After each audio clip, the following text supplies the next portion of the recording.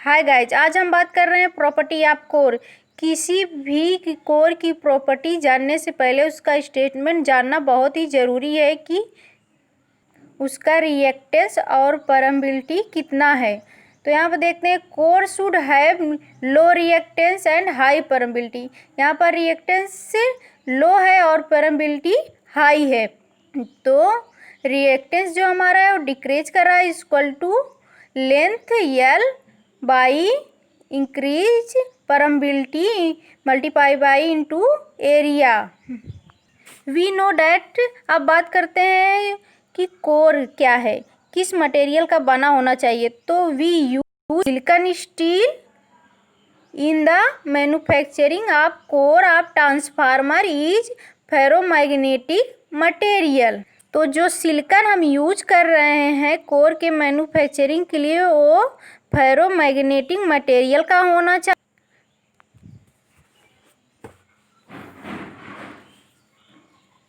वो सिलिकॉन का बना होना चाहिए जो कोर है ट्रांसफार्मर का।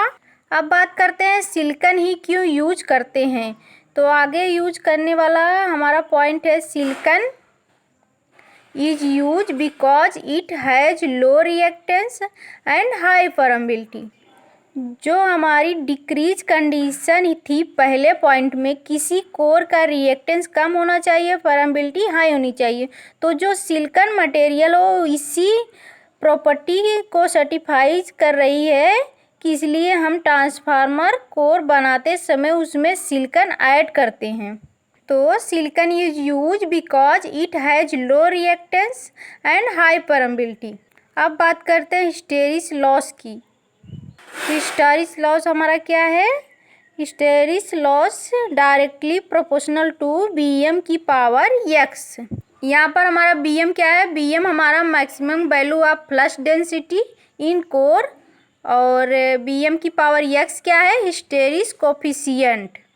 अगर इस फार्मूले से हम देखें तो बी आई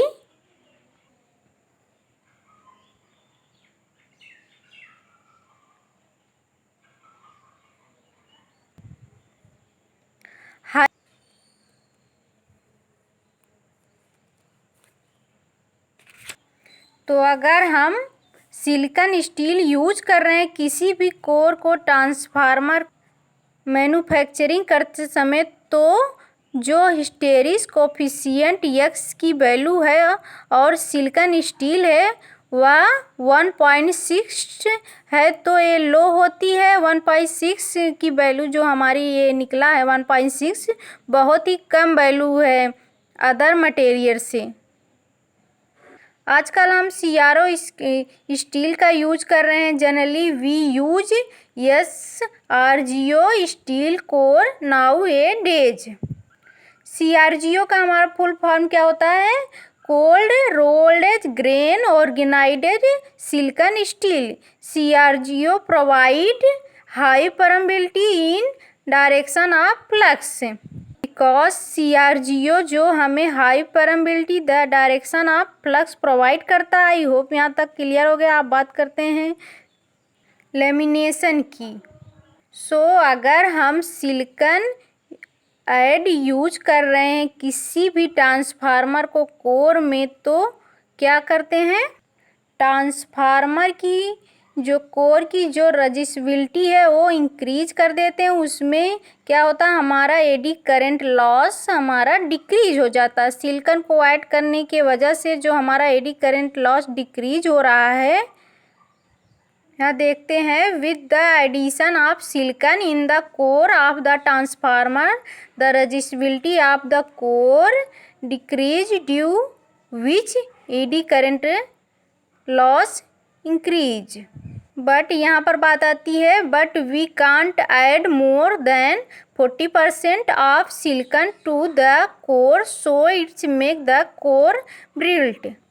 अब बात आती है अगर हम सिलिकॉन ऐड करने की वजह से रजिस्टिबिलिटी हमारी इंक्रीज हो रही है तो एडी करंट लॉस डिक्रीज हो रहा है। क्यों ना हम पूरा का पूरा कोर सिलिकॉन का ही बना दे। लेकिन देखते हैं now we found the another method to minimize the eddy current loss less than lamination.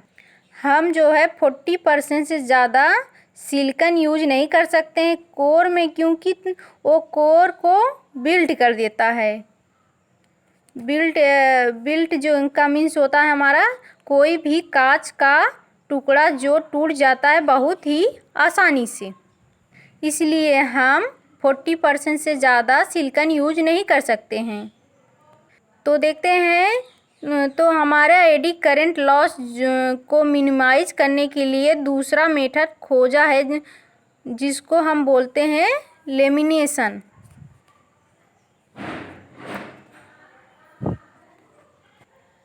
We divide the transformer core into parts. Between each part we provide insulation.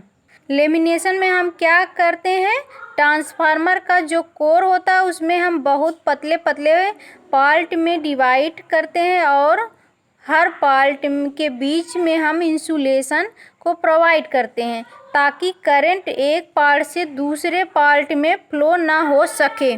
देखते हैं due to which eddy current loss decrease.